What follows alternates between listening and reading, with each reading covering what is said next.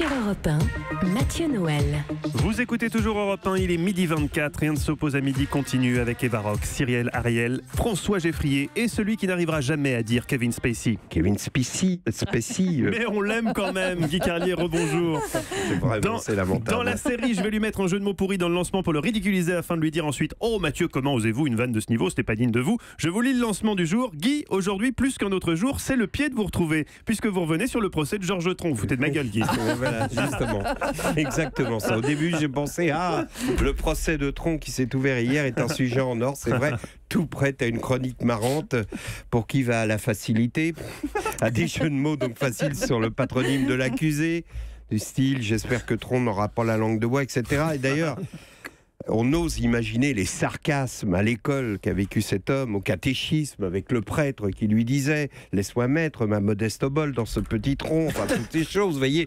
Et pas besoin d'être médecin, psychiatre, psychanalyste ou de faire croire qu'on l'est, comme Gérard Miller, pour comprendre qu'un type qui s'appelle Tron développe depuis la maternelle un terrible complexe lié à son patronyme et que par un réflexe lacanien, il est tout à fait normal, lorsque tu t'appelles Tron, que de faire une fixation sur les membres. Je me suis donc intéressé à la première journée d'audience. Alors déjà, Tron a choisi Maître Dupond-Moretti comme avocat. Première erreur, le type s'est spécialisé dans les causes perdues. Il défend l'indéfendable, c'est son fonds de commerce. Alors, pour être totalement honnête, il a refusé une seule affaire, la défense des Balkany, en disant « Mera, c'est ok, mais les Balkany, c'est pas possible, il y a des limites quand même. » Enfin bon, Dupond-Moretti, c'est le nouveau Vergès. Là, pas besoin d'avoir fait des études de psy, là non plus, pour comprendre qu'il règle ses propres problèmes psychanalytiques en tenant expressément à devenir l'homme le plus détesté de France.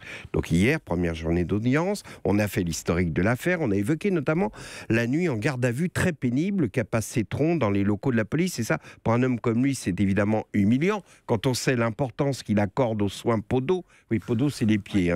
Donc Georges Tron a passé 24 heures dans les locaux de police, connu pour être un des endroits de France où règne la pire odeur de pied qu'on puisse imaginer. Des effluves auxquels il aura d'ailleurs apporté sa contribution, puisque ses propres pieds ont macéré 24 heures dans les mêmes chaussettes, dans des locaux surchauffés. Puis on a évoqué son passé, cette passion des pieds justement. Il a déclaré « J'ai cherché à faire partager ma passion. Avant, j'en avais une autre, je collectionnais les stylos. Et puis je me suis lassé, je me suis intéressé aux pieds. » Alors, le président entame un long débat sur la différence entre la réflexologie et le massage. La réflexologie, ce sont des points de pression, pas des massages. Le président, oui, mais enfin, vous remontiez un peu quand même.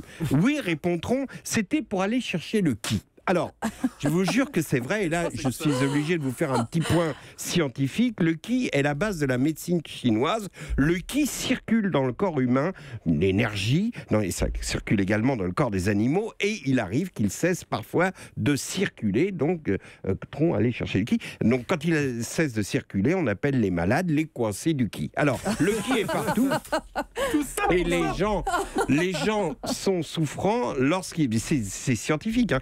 Les gens sont malades, donc lorsque le qi s'échappe, évidemment l'énergie, lorsque le qi s'échappe du corps humain, il faut donc trouver où est la faille qui laisse s'échapper le qi, et c'est ça que cherchait Tron chez ses victimes, il cherchait le trou du qi. Alors, avouez qu'il y avait quand même de quoi faire une chronique rigolote avec toutes ces conneries. Seulement, on est en cour d'assises. Une quarantaine de femmes se sont plaintes des agissements de Tron.